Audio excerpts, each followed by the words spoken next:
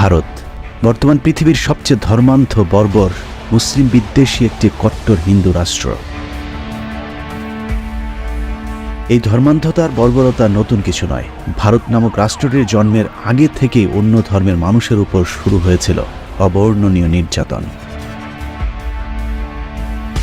এই নির্যাতনকারীদের তালিকায় শিক্ষিত থেকে মূর্খ, চাওয়ালা থেকে কবি, সাহিত্যিক, বুদ্ধিজীবী সকলেই রয়েছেন। বিশেষ করে গোরক্ষা সমিতি, RSS, হিন্দু মহাসভার মতো কট্টর সংগঠনগুলোর জন্মই হয়েছিল মুসলমানদেরকে নিধন করবার লক্ষ্যেই। শুধু মুসলমান নয়, কট্টর হিন্দুত্ববাদী রাষ্ট্রটিতে আজ মুসলমান, খ্রিস্টান, শিখ, বৌদ্ধ কেউ নিরাপদ নয়। অখণ্ড ভারতের স্বপ্ন বিক্রি করে চাওয়ালা মোদি 1 দশক ধরে ভারতের 150 কোটি মানুষকে বোকা বানিয়ে যাচ্ছেন। প্রভু রাম জি কে हम पर आशीर्वाद बने रहे। मेरे साथ पूरी ताकत से बोलिए जय श्री राम। आवाज दूर दूर तक जानी चाहिए। এই 1 দশকে মুসলমানদের জন্য ভারতে বেঁচে থাকাটাই দুষ্কর হয়ে দাঁড়িয়েছে। একটা মেয়ে আসতেছে বাড়ির দিকে, মেয়েটার হাতে পিটন দিচ্ছে, দিয়ে হাতটা ভাঙিয়ে ফেলেছে। এই দূর হয়ে যাতে আঙ্গর পুলিশ আক্রমণ করলো। हमें बंगाल को तुष्टीकरण की भेंट नहीं चढ़ने देनी है। মুসলমানরা ভারতে থাকতে পারে যদি তার ধর্ম পাল্টায়। ভারতের বিজেপি সরকার যা করছে তা তো চোখের সামনেই ঘটছে, কিন্তু কট্টর হিন্দুত্ববাদী এই সংগঠনের শুরুটা কিভাবে হয়েছিল? ভারতকে শুধুই মাত্র একটি হিন্দু রাষ্ট্র বানাতে প্রথম স্বপ্ন কারা দেখেছিল? কারাই বা 1905 সালে বঙ্গভঙ্গের মাধ্যমে স্বাধীনতা লাভ করা পূর্ব বাংলাকে আবারও বঙ্গভঙ্গ রদের মাধ্যমে অখণ্ড ভারতের অংশ বানিয়েছিল। আশুতোষ মুখার্জি, শ্যামাপ্রসাদ, বিপিন চন্দ্র পালদের মতো কট্টর হিন্দুত্ববাদীদেরকে তো আমরা মুসলমানদের শত্রু হিসেবেই জানি, অথচ তাদের চেয়ে বড় মুসলিম বিদ্বেষী রবীন্দ্রনাথকে আমরা বন্ধুর আসনে বসিয়েছে। কিন্তু আসলে কি রবীন্দ্রনাথ আমাদের বন্ধু?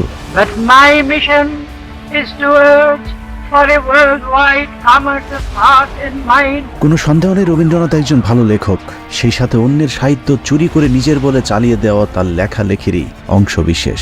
সেই সাথে এটা উল্লেখ না করলে চলবে না যে অবশ্যই রবীন্দ্রনাথ একজন সাম্প্রদায়িক হিন্দু কবি। আরও স্পষ্ট করে বললে রবীন্দ্রনাথ ছিলেন একজন মুসলিম বিদ্বেষী বর্ণবাদী লেখক। এছাড়াও অত্যাচারী জমিদার, পতিতা ব্যবসায়ী থেকে শুরু করে নানান ধরনের বিশেষণ জড়িয়ে আছে রবীন্দ্রনাথের নামের সাথে। জমিদারি অবশ্য রবীন্দ্রনাথের টাকায় কেনা পদবী। রবীন্দ্রনাথের পূর্বপুরুষ কখনোই জমিদার ছিলেন না। তার দাদা দ্বারকানাথ ঠাকুরের হাত ধরেই ঠাকুর পরিবারের উত্থানের শুরু হয়েছিল। দ্বারকানাথ ঠাকুর ছিলেন ট্রেভর প্লাউডের 150 টাকা মাইনের একজন সামান্য চাকর। আর এই সূত্র ধরে ইংরেজ সাহেবদের সাথে পরিচয়ের সুযোগ হয়েছিল রবীন্দ্রনাথের দাদা দ্বারকানাথ ঠাকুরের। চাকর হিসেবে দ্বারকানাথ ইংরেজ সাহেবদের সব ধরনের সেবাই দিতেন, এমনকি মনোরঞ্জনের জন্য নিজ পরিবারের নারীদেরকে পর্যন্ত ইংরেজদের বিছানায় পাঠাতে একটু সম্মানে বাঁধেনি ঠাকুর পরিবারের। যে কারণে ভারতের আরেক নোবেল বিজয়ী অর্থনীতিবিদ অমর্ত্য সেন তার বইতে রবীন্দ্রনাথের জন্ম পরিচয় নিয়ে সন্দেহ প্রকাশ করেছেন। যুক্তি হিসাবে রবীন্দ্রনাথের শারীরিক গঠনের সাথে সাধারণ ভারতীয়দের পার্থক্যটা তিনি সামনে তুলে এনেছেন। এছাড়া ঠাকুর বাড়ির নারীদের সাথে যেহেতু ইংরেজদের অবাধ মেলামেশা ছিল, সে কারণে অমর্ত্য সেন রবীন্দ্রনাথের DNA পরীক্ষারও দাবি তুলেছেন। মূলত নারী সাপ্লাইয়ের মাধ্যমে ইংরেজদের সাথে সবচেয়ে সখ্যতা গড়ে তোলে রবীন্দ্রনাথের দাদা দ্বারকানাথ ঠাকুর। বিলেত থেকে আসা ইংরেজ চাকরিজীবীরা যেহেতু বেশিরভাগই ব্যাচেলর হিসাবে থাকতেন, তাদের মনোরঞ্জনের জন্য সেই সময় পতিতাদের ব্যাপক চাহিদা ছিল। দ্বারকানাথ ঠাকুরও চাহিদা অনুযায়ী যোগান দিতে শুরু করেছিলেন। আজকের যে কলকাতা সোনাগাজী যৌনপল্লীটি রয়েছে তার প্রতিষ্ঠাতাও রবীন্দ্রনাথের দাদা দ্বারকানাথ ঠাকুর। 2012 সালের আনন্দবাজার পত্রিকার একটি নিবন্ধ ছাপা হয়েছিল, যেখানে কলকাতায় দ্বারকানাথ ঠাকুরের এরকম কমপক্ষে 43টি যৌনপল্লী থাকার বিষয়টি উল্লেখ করা হয়েছে, যে ব্যবসা রবীন্দ্রনাথের জীবদ্দশা পর্যন্ত চলমান ছিল। গোলাম আহমদ মর্তুজা রচিত এক অন্য ইতিহাস গ্রন্থের অসাধারণ দ্বারকানাথ অধ্যায়েও এ বিষয়ে বিস্তারিত আলোচনা করা হয়েছে। আনন্দবাজার পত্রিকার বাংলা 1406-এর 28 কার্তিক সংখ্যায় লেখা হয়েছে, তবে চুরি করে সাহিত্য রচনা করলেও রবীন্দ্রনাথের পতিতা সাহিত্যের উপর মারাত্মক দক্ষতা ছিল। আরও সহজ ভাষায় বললে অশ্লীল সাহিত্যের উপর রবীন্দ্রনাথের PhD ডিগ্রি ছিল। সত্যি কথা বলতে ওই সময় কলকাতায় বিশেষ কারণে সিফিলিস খুব কমন একটি রোগ ছিল, তাই 1928 সালে অবতার পত্রিকায় রবীন্দ্রনাথের সিফিলিস রোগের খবরটা খুব একটা গুরুত্ব পায়নি। বলে রাখা ভালো, সিফিলিস হচ্ছে যৌন সংক্রান্ত একটি রোগ। বহু নারীর সাথে শারীরিক সম্পর্কের মাধ্যমে সিফিলিস রোগ বাঁধানোর পাশাপাশি রবীন্দ্রনাথের বিভিন্ন লেখাতেও যৌনতা এবং কুরুচিপূর্ণ ভাষার ব্যবহার পাওয়া যায়। যেমন তার বিখ্যাত 2 বিঘা কবিতায় তিনি লিখেছেন, বুক ভরা মধু বঙ্কের বধূ, জল লয়ে যায় ঘরে, মা বলিতে প্রাণ করে আনচান, চোখ আসে জলে ভরে। একসময় পতিতা ব্যবসায়ী হয়ে উঠেছিল ঠাকুর পরিবারের প্রধান ব্যবসা।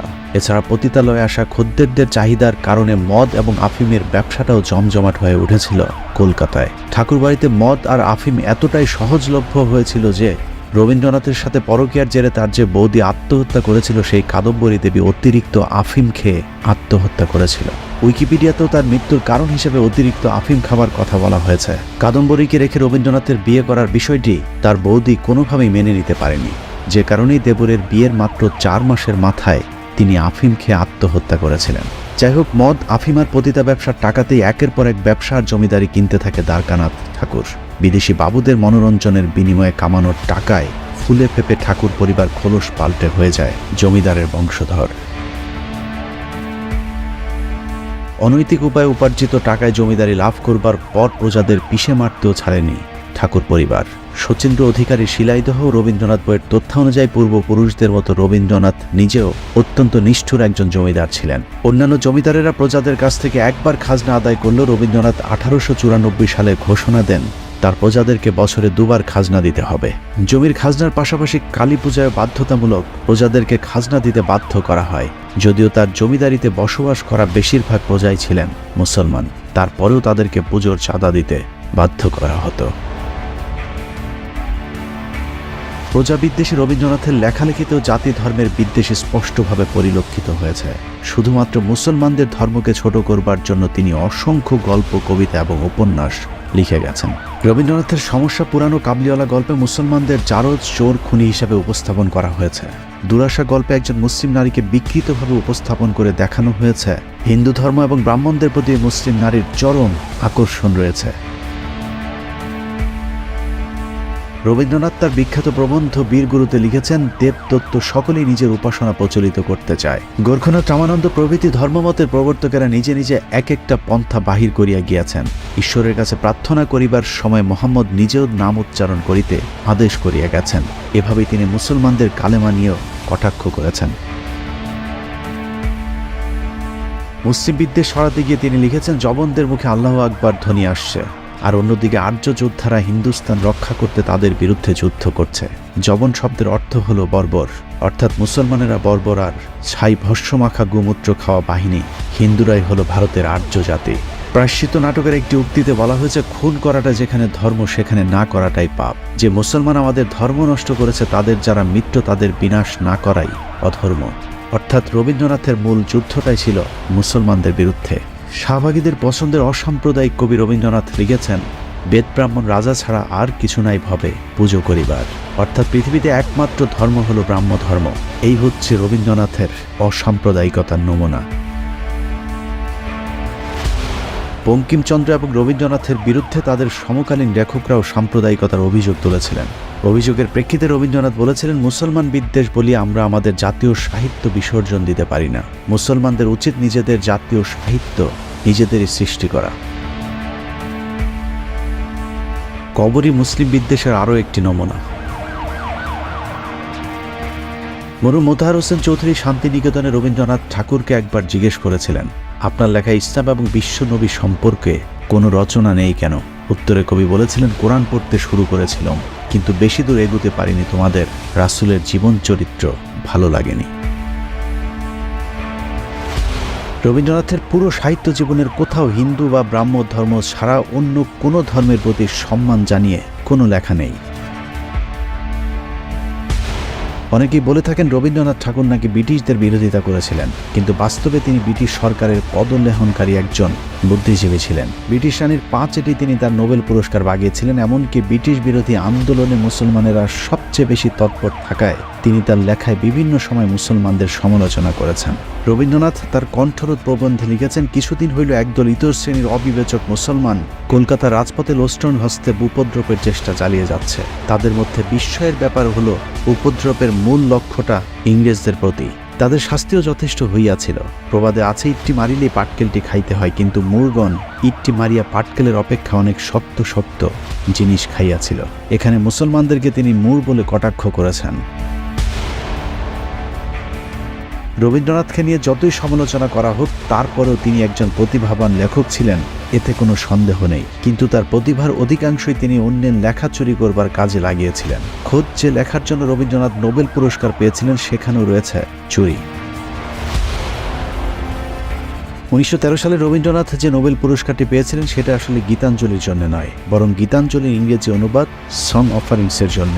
মূল গীতাঞ্জলি প্রকাশিত হয় 1910 সালের 4 আগস্ট, যেখানে মোট কবিতার সংখ্যা ছিল 157টি। গীতাঞ্জলির 157টি থেকে 53টি এবং তার অন্যান্য গ্রন্থ থেকে 50টি অনুবাদ করে মোট 103টি কবিতার সমন্বয়ে 1912 সালে প্রকাশিত হয় সং অফারিংস। অথচ আমাদের স্কুল, কলেজ, বিশ্ববিদ্যালয়ে পড়ানো হয়েছে রবীন্দ্রনাথ তার গীতাঞ্জলির জন্য নোবেল পুরস্কার পেয়েছে। যাই হোক, গীতাঞ্জলি বলি আর সং অফারিংস বলি, নোবেল প্রাপ্তিটাই অনেক বড় কথা। কিন্তু সমস্যা হলো, সেখানেও রয়েছে শুভঙ্করের ফাঁকি। রবীন্দ্রনাথের বাংলা যে কবিতাগুলো ইংরেজিতে অনুবাদ করা হয়েছিল, সেটা আসলে রবীন্দ্রনাথ করেনি। রবীন্দ্রনাথের হয়ে কবিতাগুলোর অনুবাদ করেছিলেন C.F. অ্যান্ড্রুজ। কিন্তু রবীন্দ্রনাথ সেটা কখনোই স্বীকার করেননি। তিনি অ্যান্ড্রুজের নাম দিয়েছিলেন দীনবন্ধু, যাতে কেউ তা বুঝতে না পারে। সেটাও সমস্যা হতো না, কিন্তু অনুবাদের পর দেখা যায় রবীন্দ্রনাথের এসব লেখার মধ্যেও রয়েছে মহাচুরি। বাইবেল সহ খ্রিস্টানদের ধর্মীয় গবেষকদের অনেক লেখা কপি পেস্ট করে নিজের বলে চালিয়ে দিয়েছেন বিশ্ব কপিবাজ কবি রবীন্দ্রনাথ ঠাকুর। গীতাঞ্জলির কথিত ইংরেজি অনুবাদ সং অফারিংসের ভূমিকা টানতে গিয়ে ইংলিশ কবি ইয়েটস বলেছিলেন, a tradition where poetry and religion are the same thing has passed through the centuries, gathering from learned and unlearned metaphor and emotion, and carried back again to the multitude the thought of the scholar and the noble. গীতাঞ্জলির ইংরেজি অনুবাদের 26 নম্বর কবিতা এবং বাইবেলের song of সলোমনের 2টি শ্লোকের সাথে হুবহু মিল রয়েছে। এছাড়া সেন্ট ফ্রান্সিসের রচিত খ্রিস্টান ধর্মীয় গান ক্যান্টিকেল এবং ইংরেজি গীতাঞ্জলির 86 নম্বর কবিতার অনুরূপ। রবীন্দ্রনাথের বিখ্যাত উর্বশী কবিতাটাও নকল। সেটার নিচের লাইনগুলো পুরোপুরি কপি পেস্ট করে নিজের কোলে চালিয়ে দিয়েছেন রবীন্দ্রনাথ ঠাকুর। বৃন্তহীন পুষ্পসম আপনাতে আপনি বিকশী, কবে তুমি ফুটিলে উর্বশী, আদিম বসন্ত প্রান্তে উঠেছিলে মন্থিত সাগরে, ডান হাতে সুধাপাত্র বিষপাণ্ড লয়ে বাম করে। রবীন্দ্রনাথের এই কবিতাটি চার্লস সুইনবার্নের অ্যাটালান্টা ইন ক্যালিডন কবিতার সাথে অনেক সাদৃশ্যতা রয়েছে। রবীন্দ্রনাথের চিত্রাকাব্যের এবার ফেরামরে এবং মানসিক কাব্যের বধূ, এই কবিতা দুটি ইংলিশ বিখ্যাত কবি মিস্টার শেলি এবং মিস্টার ওয়ার্ডসওয়ার্থের কবিতার সাথে ভাবগত এবং গঠনগত অনেক মিল রয়েছে। প্রিয়রঞ্জন সেন এবং নারায়ণ বিশ্বাস একমত হয়েছেন যে রবীন্দ্রনাথের গোড়া এবং ঘরে বাইরে দুটি কাব্য ইংরেজদের থেকে নকল করা। রবীন্দ্রনাথ তার লেখার একটি উল্লেখযোগ্য অংশ চুরি করেছিলেন মধ্যযুগের মুসলিম কবি সাহিত্যিকদের লেখা থেকে। এর মধ্যে মির্জা গালিব, শেখ সাদি, উমর খাইয়াম সহ অনেক লেখক রয়েছেন। রবীন্দ্রনাথের বিখ্যাত কবিতা ভারত তীর্থ কবিতাটি পার্সিয়ান কবি আল্লামা জালালউদ্দিন রুমির কবিতার হুবহু নকল। দেশি বিদেশি লেখকদের পাশাপাশি রবীন্দ্রনাথের চুরির হাত থেকে আশপাশের বন্ধুরাও বাঁচতে পারেনি।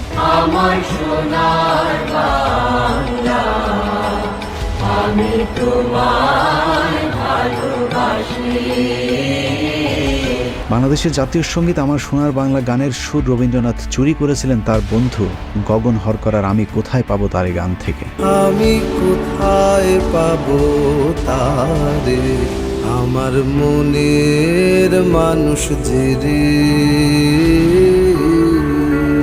গগন হরকরের আসল নাম ছিল গগন চন্দ্র দাস। পেশায় একজন ডাক বাহক হলেও তিনি একই সাথে গীতিকার, সুরকার এবং লোকসঙ্গীত শিল্পীও ছিলেন।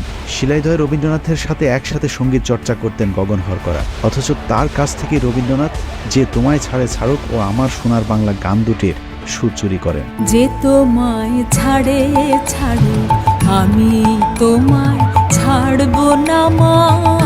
গগন হরকরার সুর করা আসল গান দুটি হলো মন অসার মায়ায় ভুলে রবে এবং আমি কোথায় পাবো তারে।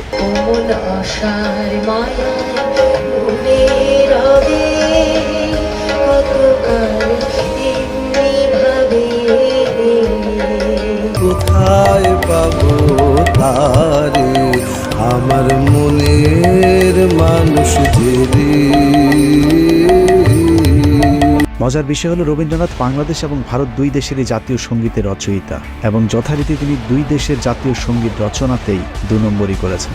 যেমন ভারতীয় জাতীয় সঙ্গীতের জনগণমন অধিনায়ক জয় হে ভারত ভাগ্য বিধাতা এই লাইনটি সহ ভারতের জাতীয় সঙ্গীতের সবকটি লাইন তিনি ভারতের স্বাধীনতার বিরুদ্ধে লিখেছিলেন। কারণ জনগণমন এই গানটি লেখার উদ্দেশ্য ছিল 1910 সালের 6ই মে ভারত সম্রাট পঞ্চম জর্জকে অভিনন্দন জানানো। জনগণ মন অধিনায়ক জয় হে ভারত ভাগ্য বিধাতা। এখানে অধিনায়ক এবং ভাগ্য বিধাতা বলতে তিনি জর্জ ফ্রেডরিক আলবার্টকে সম্বোধন করেছেন। ভারতের পুরো জাতীয় সঙ্গীতটি মন দিয়ে শুনলে বোঝা যাবে এটা কোনো দেশের জাতীয় সঙ্গীত হতে পারে না, এটি একজন ব্যক্তিকে বন্দনা করে লেখা হয়েছিল।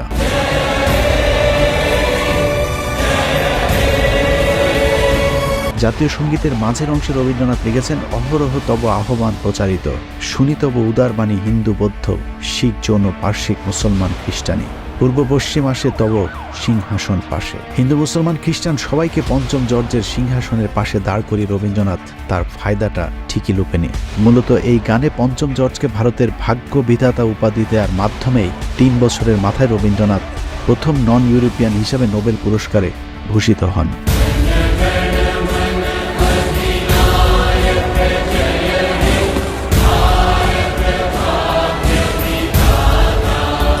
একই অবস্থা বাংলাদেশের জাতীয় সঙ্গীতের বেলায়ও। হিন্দুদের দেবীকে নিয়ে লেখা বন্দনায় অন্যজনের সুর চুরি করে বসানো গানকে আমরা আবালের মতো জাতীয় সঙ্গীত হিসেবে গেয়ে যাচ্ছি। আমার সোনার বাংলা, আমি তোমায় ভালোবাসি। তার এইসব নকলবাজি আর চুরি যেন কেউ বুঝতে না পারে সেজন্য তিনি মানুষকে শিক্ষা অর্জনে নানা প্রতিবন্ধকতা সৃষ্টি করে রাখতেন। অব্রাহ্মণ বিশেষ করে পূর্ব বাংলার মুসলমানদের প্রতি রবীন্দ্রনাথ আজন্ম একচোখা ছিলেন। মুসলমানরা যদি লেখাপড়া শেখে তাহলে কায়েদবনের মর্যাদা থাকে না। ঢাকা বিশ্ববিদ্যালয়ের প্রতিষ্ঠায় যেসব উচ্চবর্ণের হিন্দুরা বিরোধিতা করেছিলেন তাদের মধ্যে অন্যতম রবীন্দ্রনাথ ঠাকুর। অন্যদের মাঝে কলকাতা বিশ্ববিদ্যালয়ের ভাইস চ্যান্সেলর আশুতোষ মুখার্জি, তার পুত্র শ্যামাপ্রসাদ মুখার্জি, বিপিন চন্দ্র পাল, সুরেন্দ্রনাথ ব্যানার্জি, পেয়ারী মোহন মুখোপাধ্যায়, সুরেন্দ্রনাথ সমাজপতি এবং অম্বিকাচরণ মজুমদার, এরা সকলেই ছিল দুই বাংলার তথা ভারতের তৎকালীন সময়ের শীর্ষস্থানীয় বুদ্ধিজীবী এবং রবীন্দ্রনাথের অত্যন্ত ঘনিষ্ঠজন। সেই সাথে এরাই বিজেপির মাদার সংগঠন হিন্দু মহাসভার প্রতিষ্ঠাতা কিংবা কট্টর সমর্থক, যে কারণে মোদী সরকার এখন রবীন্দ্রনাথের ইমেজ রক্ষায় মাঠে নেমেছে। তাদের ইশারাতে বাংলাদেশি কম পয়সার অনেক বুদ্ধিজীবী ইদানিং রবীন্দ্রনাথকে বাংলাদেশ প্রেমী বানানোর নানান চেষ্টা করে যাচ্ছে। আমরা অনেক তথ্য পেয়েছি যে তথ্যের মধ্যে রবীন্দ্রনাথ এবং ঢাকা বিশ্ববিদ্যালয়ের বন্ধন অনেক সুদৃঢ় হয়েছিল। তাদের দাবি রবীন্দ্রনাথ নাকি ঢাকা বিশ্ববিদ্যালয়ের প্রতিষ্ঠায় কোনো বিরোধিতাই করেননি, অথচ তার সমসাময়িক সময়ের বুদ্ধিজীবীরাই রবীন্দ্রনাথকে ঢাকা বিশ্ববিদ্যালয় প্রতিষ্ঠার কট্টর বিরোধী হিসাবে অভিযুক্ত করেছেন। ডক্টর নীরোদপরণ হাজরা লিখেছেন, 1912 খ্রিস্টাব্দের 28শে মার্চ কলকাতার গড়ের মাঠে এক বিরাট সমাবেশ করা হয়। তখন কবির বয়স ছিল 51 বছর। ঠিক তার 2 দিন পূর্বে আরেকটি গুরুত্বপূর্ণ মিটিং হয়েছিল। সেখানেই চূড়ান্ত সিদ্ধান্ত নেওয়া হয়েছিল যে ঢাকায় ইউনিভার্সিটি হতে দেয়া যাবে না। ওই গুরুত্বপূর্ণ সভায় সব হিন্দু নেতারা উপস্থিত ছিল। নতুন রাজ্য পুনর্গঠনে ঢাকা বিশ্ববিদ্যালয়ের প্রয়োজন কিনা বা শিক্ষা বিষয়ে করণীয় কি আলোচনার জন্য একটি জনপ্রতিনিধিদের নিয়ে কলকাতার টাউন হলে ওই সভাটি হয়েছিল, যার সভাপতিত্ব করেছিলেন রবীন্দ্রনাথ ঠাকুর।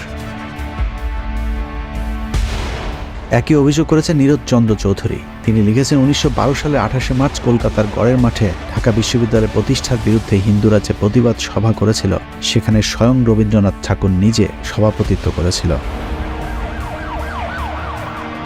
ডক্টর রমেশচন্দ্র মজুমদার লিখেছেন, কলকাতা বিশ্ববিদ্যালয়ের ভিসি আশুতোষ মুখার্জির নেতৃত্বে ভাইসরয় লর্ড হার্ডিঞ্জকে 18 বার স্মারকলিপি দিয়ে চাপ সৃষ্টি করা হয়েছিল যেন ঢাকা বিশ্ববিদ্যালয় প্রতিষ্ঠা করা না হয়। বিদ্রুপ করে হিন্দু নেতারা ঢাকা বিশ্ববিদ্যালয়কে বলতেন মক্কা বিশ্ববিদ্যালয়। ভারতের আরেক ইতিহাসবিদ শ্রী সুকীর্তি রঞ্জন বিশ্বাস রবীন্দ্রনাথকে ঢাকা বিশ্ববিদ্যালয়ের ঘোর বিরোধী হিসেবে উল্লেখ করেছেন। গড়ের মাঠে সেই মিটিং এর থেকে অনেক বড় ডায়াস হলো, তার সভাপতি হলেন বিশ্বকবি রবীন্দ্রনাথ ঠাকুর। সেখানে প্রস্তাব পাশ হচ্ছে ঢাকাতে যেন বিশ্ববিদ্যালয় ইংরেজ গভর্নমেন্ট না করে 18 বার স্মারকলিপি দিয়েছিল যাতে ঢাকাতে ইউনিভার্সিটি না হয়। অথচ সেই রবীন্দ্রনাথকেই এখন বাংলাদেশিদের কাছে প্রিয় পাত্র হিসেবে উপস্থাপন করবার চেষ্টা করা হচ্ছে। তার লেখা গল্প প্রবন্ধ আমাদের সেই বিশ্ববিদ্যালয়ে পড়ানো হচ্ছে যিনি আজীবন সেই বিশ্ববিদ্যালয়টি প্রতিষ্ঠার বিরোধিতা করে গিয়েছিলেন। ক্ষণিকের গান গাড়ে আজি প্রাণ, ক্ষণিক দিনের আলোকে। অন্যদিকে 1921 সালে ঢাকা বিশ্ববিদ্যালয় প্রতিষ্ঠিত হয়, অথচ তারও 6 বছর আগে 1915 সালে মৃত্যুর আগেই যিনি ঢাকা বিশ্ববিদ্যালয়ের জন্য কয়েকশো বিঘা জমি দান করে গিয়েছিলেন সেই নবাব স্যার সলিমুল্লাহকে আমরা ভুলেই যেতে বসেছি। শুধু স্যার সলিমুল্লাহ নয়, ধনবাড়ির নবাব সৈয়দ নওয়াব আলী চৌধুরী, শেরেবাংলাকে Fazlul Huq, viceroy lord Hardinge, lord Lytton সহ যারা ঢাকা বিশ্ববিদ্যালয় প্রতিষ্ঠায় অবদান রেখেছেন তাদেরকে ন্যূনতম মূল্যায়নও করা হচ্ছে না। অথচ রবীন্দ্রনাথের জন্মদিনের 1 মাস আগ থেকে পর পর্যন্ত বাংলাদেশের গণমাধ্যমে শোকের মাতম চলতে থাকে। সারা বছর আমরা এই দিনটির জন্য অপেক্ষা করি যে কবে 25শে বৈশাখ আসবে। বিশ্বকবি রবীন্দ্রনাথ ঠাকুর তিনি সারা বিশ্বের নিপীড়িত মানুষের অর্থনৈতিক সামাজিক উন্নয়নের কথা ভেবেছিলেন। এত কিছুর পরেও শাহবাগী বুদ্ধিজীবীরা রবীন্দ্রনাথকে অসাম্প্রদায়িক, ব্রিটিশ বিরোধী, সাম্যবাদী আরও নানা বিশেষণে প্রতিষ্ঠার চেষ্টা করেই যাবে। ভারতীয় এসব দালালদের জন্য তাদের কবিগুরুর লেখা 2টি লাইন পড়ে আজকের অনুষ্ঠান শেষ করব। পূর্ব বাংলার 7 কোটি বাঙালিকে উদ্দেশ্য করে রবীন্দ্রনাথ লিখেছিলেন, 7 কোটি সন্তানের হে মুগ্ধ জননী, ডেকেছ বাঙালি করে মানুষ করণী। আল্লাহ হাফেজ।